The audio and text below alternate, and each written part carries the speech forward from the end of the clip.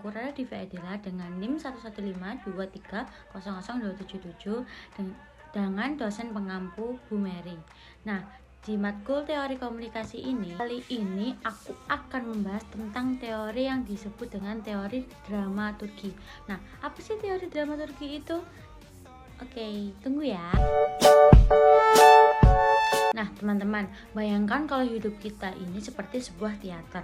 Kita semua adalah aktor yang memainkan peran. Setiap interaksi sosial adalah sebuah pertunjukan. Nah, ini adalah teori dramaturgi. Intinya teori dramaturgi.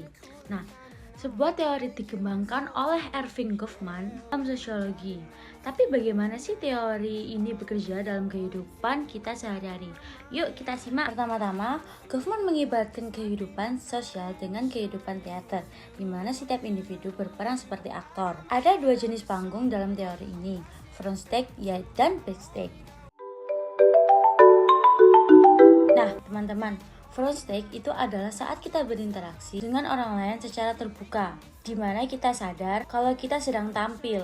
Misalnya ketika kita presentasi di depan kelas atau ngobrol dengan atasan di kantor, kita berusaha menunjukkan sisi terbaik kita sesuai dengan peran yang diharapkan.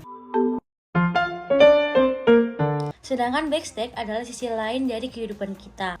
Nah, di sini kita bisa rileks dan nggak perlu menjaga citra diri kita. Bayangkan saat kita bertemu atau berkumpul dengan teman-teman kita atau di rumah. Kita lebih bebas menunjukkan siapa diri kita tanpa khawatir dilihat orang lain.